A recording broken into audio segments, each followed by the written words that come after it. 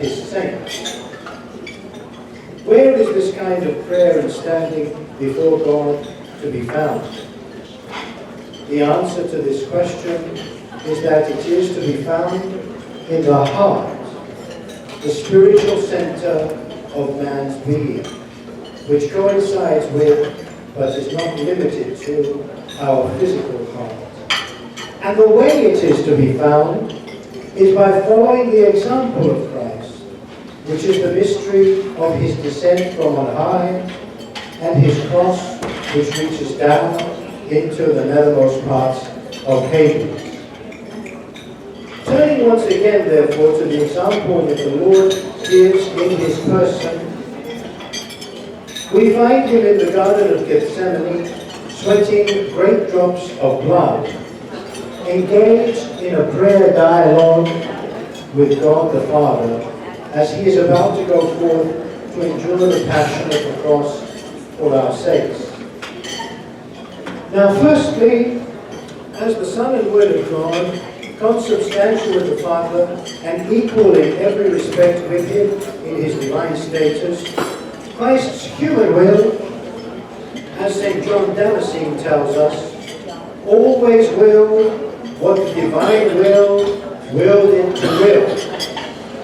Therefore, there was never any possibility of Christ not following the will of the Father or diverging from it. For the divine will of the Father is also his very own divine will, for it is one and the same. And Christ's human will was, from the very moment of his conception in his mother's womb, in perfect harmony with his divine will.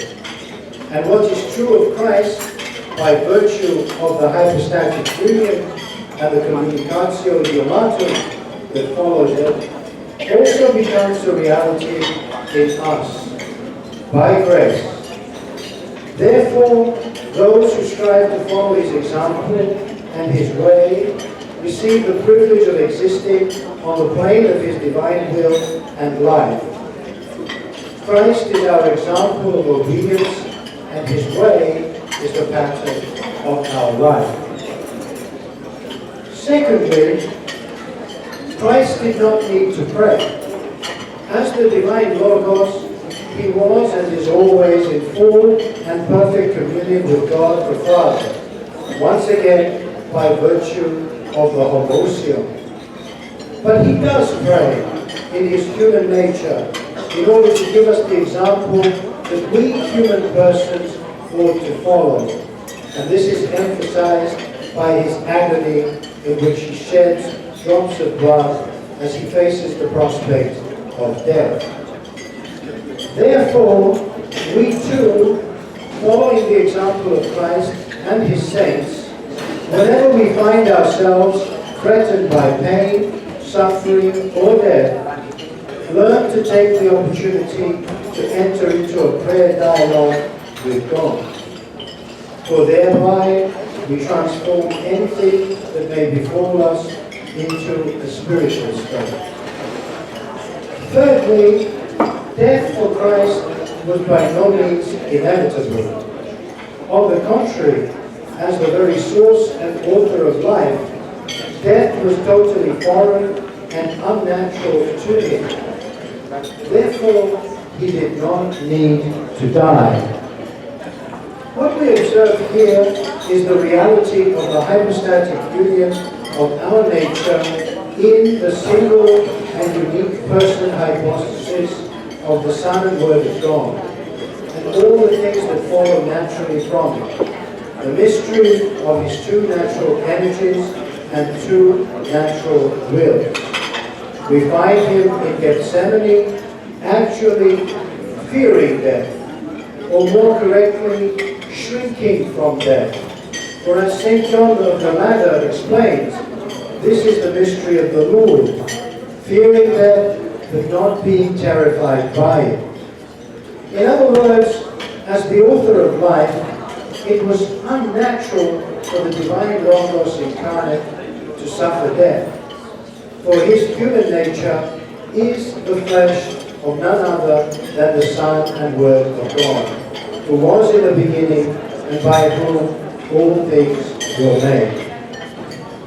Christ's death then was innocent and totally voluntary, but he accepts the shame of death on the cross in order to reveal his boundless self-sacrificial love and the humble way of divine life.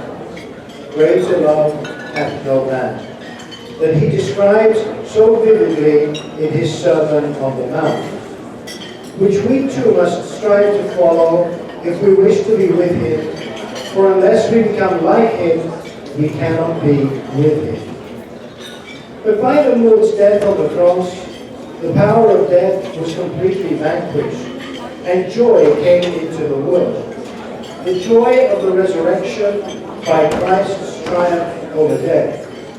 And this is precisely what those who are willing to follow the way of Christ experience in their own self-denial, as they take up their cross and follow his way. Joy, lasting joy that cannot be taken away from us. Here we have the paradox that the Lord speaks of when he says, "He that loseth his life for my sake shall find it." Gethsemane, therefore, understood theologically and not psychologically, is a remarkable confirmation of the reality of the Lord's incarnation, of God's truly becoming man for our sakes, and of giving us the authentic pattern of the Christian way of life. Now, this example is of vital importance to us, because it teaches us that whatever difficulty, suffering, or misfortune may befall us, we too ought to use the pain that is experienced owing to the threat of death to open up a prayer dialogue with God and enter into communion with the physician of our souls and bodies. For by so doing, we are accepting the pain as from the hand of God, and therefore remarkably discovering our heart. And from the depths of our heart, we are then able to truly speak to God, thereby transforming whatever may befall us, psychological, emotional, or even physical, into a spiritual state. In his encomium for the martyr Gordius, St. Basil the Great exhorts us to make voluntary that which is involuntary, and not to spare life whose privation is unavoidable. St. John Chrysostom teaches us that it is not death, but death in sin that is evil. And St. Gregory Palamas, writing about 1,000 years later, urges his people to resist sin even unto death if need be, and makes what seems to be a bold statement when he says, "Except for sin, nothing in this life, even death itself, is really evil, even if it causes suffering. The company of the saints brought bodily sufferings upon themselves. The martyrs made the violent death which others inflicted on them into something magnificent, a source of life, glory, and the eternal heavenly kingdom, because they exploited it in a good way that pleased God." As the saints show, following the example of Christ himself, it is our spiritual disposition that really matters, the desire to learn the humble way of Christ. And so the mystery is that the more we embrace and follow his way, the more we enter into the stream of his own life, and the more we receive his grace to live his commandments and become increasingly like him, which, as the Transfiguration shows us, is the very purpose of our existence, to become by grace all that he is by nature. Now, in case this sounds rather theoretical, let us attempt to summarize this in simpler language. Father Sophrony used to say that we must learn to live by inspiration.